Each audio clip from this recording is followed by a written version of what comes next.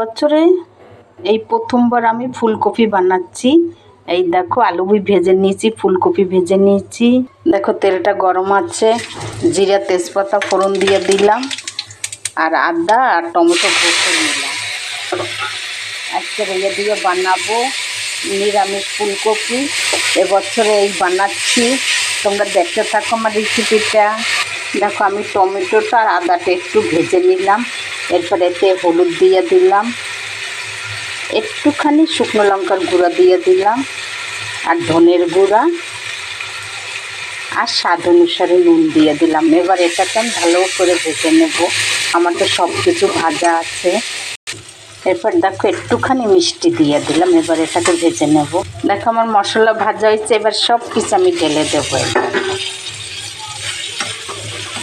এবারে সবাই খাবে ফুলকপি, ফুলকপির সিজন এসে গেছে। দেখো আমার সব কিছু হয়েছে, হালকা করে একটু জল ঢেলে দেবো। দেখো আমি এতে শুকনো লঙ্কা দিয়েছি, 2টা কাঁচা লঙ্কা দিয়ে দিলাম। দেখো আমার কপির তরকারি হয়ে গেছে, একটু গরম মশলা দিয়ে দিলাম। দেখো এরপরে একটু ধনে পাতা দিয়ে দিলাম। এই যে এবারে নামিয়ে দেব। এই দেখো আমার কপির তরকারি হয়ে গেছে।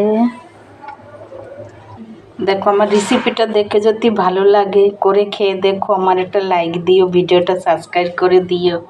এই দেখো এবছরের কপির ঝোল।